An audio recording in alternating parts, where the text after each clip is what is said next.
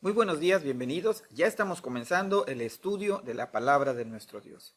El día de hoy llevará por título El Dios Soberano y estará basado en Génesis capítulo 25 de los versículos 19 al 34.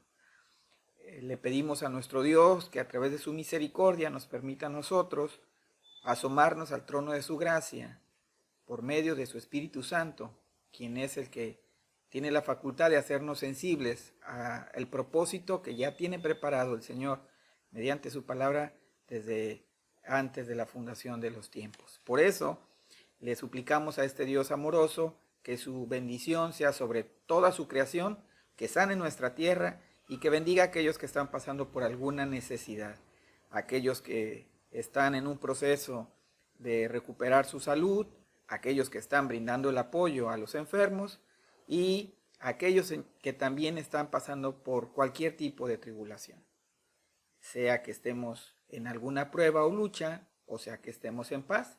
No olvidar que el estudio de la palabra de nuestro Dios es fundamental para tener una vida espiritual alimentada conforme al propósito de Dios. Quédate con nosotros y estudiemos juntos este tema que es tan importante para todos nosotros, el Dios soberano. Génesis 25 del 19 al 34. Esta es la historia de Isaac, el hijo que tuvo Abraham. Isaac tenía 40 años cuando se casó con Rebeca, que era hija de Betuel y hermana de Labán. Betuel y Labán eran arameos de Padán Aram. Isaac oró al Señor en favor de su esposa, porque era estéril. El Señor oyó su oración y ella quedó embarazada. Pero como los niños luchaban dentro de su seno, ella se preguntó, si esto va a seguir así, ¿para qué sigo viviendo? Entonces fue a consultar al Señor, y él le contestó, 2 naciones hay en tu seno, 2 pueblos se dividen desde tus entrañas. Uno será más fuerte que el otro, y el mayor servirá al menor. Cuando le llegó el momento de dar a luz, resultó que en su seno había mellizos. El primero en nacer era pelirrojo y tenía todo el cuerpo cubierto de vello. A este lo llamaron Esaú. Luego nació su hermano, agarrado con una mano del talón de Esaú. A este lo llamaron Jacob. Cuando nacieron los mellizos, Isaac tenía 60 años. Los niños crecieron. Esaú era un hombre de campo y se convirtió en un excelente cazador, mientras que Jacob era un hombre tranquilo que prefería quedarse en el campamento. Isaac quería más a Esaú porque le gustaba comer de lo que él cazaba, pero Rebeca quería más a Jacob. Un día, cuando Jacob estaba preparando un guiso, Esaú llegó agotado del campo y le dijo, dame de comer de ese guiso rojizo, porque estoy muy cansado. Por eso Esaú se le llamó Edom. Véndeme primero tus derechos de hijo mayor, le respondió Jacob. Me estoy muriendo de hambre, contestó Esaú, así que, ¿de qué me sirven los derechos de primogénito? Véndeme entonces los derechos bajo juramento, insistió Jacob. Esaú se lo juró y fue así como le vendió a Jacob sus derechos de primogénito. Jacob, por su parte, le dio a Esaú pan y guiso de lentejas. Luego de comer y beber, Esaú se levantó y se fue. De esa manera menospreció sus derechos de hijo mayor. Amén. Y vamos al punto número 1, que es denominado el significado de la soberanía de Dios. Y estará basado en Génesis 25, versículos del 19 al 26, como lo acabamos de escuchar y leer hace un momento. Bueno, para entrar en contexto precisamente de este tema, recordar que hemos estado estudiando cómo es que Dios había hecho un pacto con Abraham y que incluso su esposa Sara, quien era estéril, sucedieron situaciones que ya hemos analizado, donde Dios permite que la mujer estéril, por la condición de la edad y por las circunstancias que atravesaban, a pesar de esto, ellos logran tener un hijo, quien es el hijo de la promesa. Así es que este hijo es Isaac. Recordar que Isaac significa risa, por todo lo que ya hemos platicado, ¿no? Y en este orden de ideas, ahora Isaac tiene a su esposa, que es Rebeca, quien también es estéril.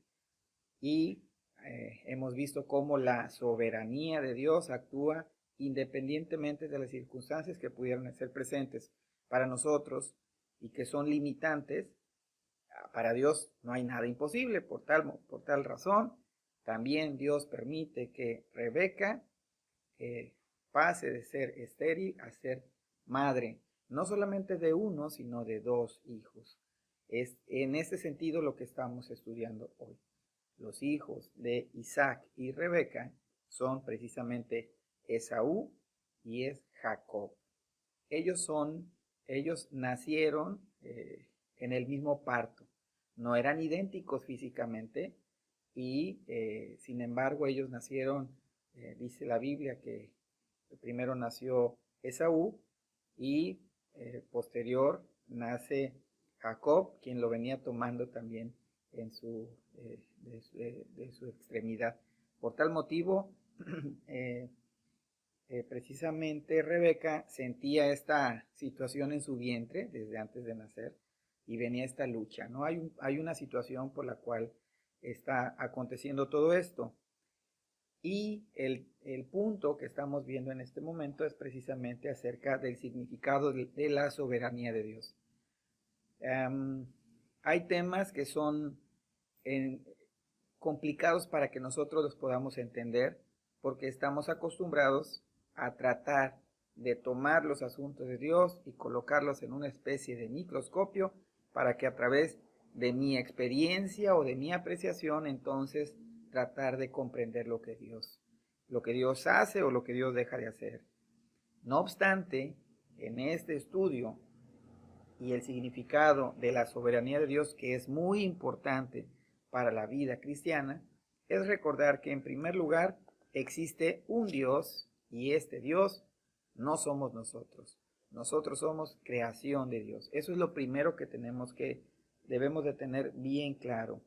Esta situación por la que está mencionando la porción de la Escritura respecto a cómo es posible que ahora el hijo mayor va a servir al hijo menor. Es una cuestión que rompe con los esquemas terrenales en el sentido o en el contexto de lo que estamos estudiando. Quiere decir que Dios, que es el dueño, quien es el soberano, quien es el creador, sustentador y el que hace que las cosas sucedan, Él, a diferencia de nosotros, quien no tenemos, por supuesto, esas facultades, porque precisamente es solamente de Dios, en Él no cabe ninguna situación que nosotros le pudiéramos reclamar. Realmente no le podemos reclamar nada, porque Él es el dueño de todas las cosas. Esta es la situación por la que Él soberanamente decide que el hijo menor sea servido por el hijo mayor, es decir, por su hermano. Entonces, estas situaciones nos ayudan a nosotros a comprender cómo es que Dios elige, Dios escoge, Dios actúa y Dios se comporta como lo que es soberano, dueño, creador y sustentador. Esto es muy importante porque cuando nosotros entendemos que el significado de la soberanía es tan amplio, es infinito, Dios es todo poder, Dios es, por supuesto, que maravilloso, Dios es santo, santo, santo, Dios es amor, Dios es misericordia. Pero recordar que dentro de todo esto está la soberanía de Dios, las decisiones de Dios, y son perfectas. Lo que sucede para Dios, lo que pasa o deja de suceder, no está para nada alejado del control de Dios. Dios sigue gobernando y sigue reinando en todo momento. El pasaje que acabamos de ver nosotros aquí precisamente habla acerca de esta situación, donde pudiéramos creer que por el solo hecho de ser el hijo mayor ya tiene un derecho ganado. Para Dios, quien elige, para Dios, quien selecciona y para quien es el que a través de cada detalle de la existencia de la humanidad, Él siempre está al pendiente y siempre con un propósito. Cuando nosotros entendamos esto, vamos a comprender que no tenemos ningún argumento con el que pudiéramos debatir la santa voluntad de Dios. Dios es el dueño de todo. Dios es nuestro dueño y eso hay que tenerlo presente. Y vamos al punto número 2, que es denominado el propósito de la soberanía de Dios. Y está basado en Génesis 25, del 27 hasta el 34. Bueno, nosotros podemos observar aquí cómo es que las características de Esaú con respecto a su hermano eran diferentes. Esaú había sido fue una persona quien fue muy activo, desarrolló muchas habilidades. Su hermano, por el contrario, él fue más quieto, vamos a decirlo de esta manera. Jacob fue más reservado, más quieto, no tan activo como su hermano Esaú. Y terrenalmente nosotros hacemos juicios rápidamente y decimos quién es mejor y quién es peor. No se trata de eso. Podemos buscar en el Nuevo Testamento, en la carta del apóstol San Pablo a los romanos, en el capítulo número 9, por ahí del versículo 10 en adelante, refiriéndose precisamente a la situación que ahorita estamos estudiando con respecto a Isaac y Rebeca, y que tienen a sus hijos Esaú y Jacob, y dice ahí por ahí del versículo 11, pues no había aún nacido, ni habían hecho aún ni bien ni mal, para que el propósito de Dios conforme a la elección permaneciese no por las obras, sino por el que llama. Es decir, todavía no habían hecho ninguna obra y Dios ya había seleccionado quién iba a hacer qué cosa.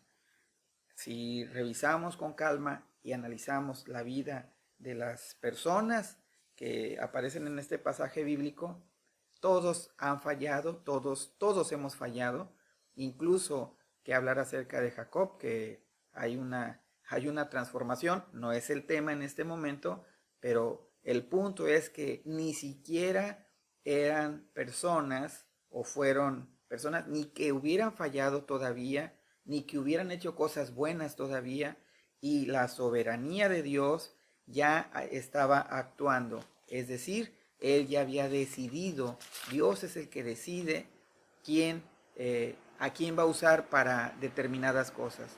La salvación de nosotros, que es a través de Jesucristo, es precisamente una consecuencia de un propósito completo, de un propósito soberano de parte de Dios, ya que nosotros estábamos muertos y pasamos de muerte a vida a través de Jesucristo.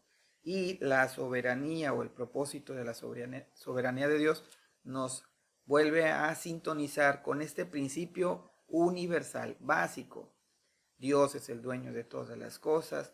Dios es santo, santo, santo. Dios es misericordioso y Dios es perfecto. Por tal motivo, en su perfección, Él selecciona y emplea todo lo que ha sido creado por Él. Por eso es Dios. Él es el dueño de todas las cosas. Y aunque efectivamente todo lo que hemos dicho es cierto, hay un atributo más que también es muy evidente. Es el amor de Dios hacia nosotros, hacia su creación. Porque dice la palabra de Dios que por cuanto todos pecamos fuimos destituidos de la gloria de Dios. No obstante, a través de Jesucristo tenemos salvación y vida eterna.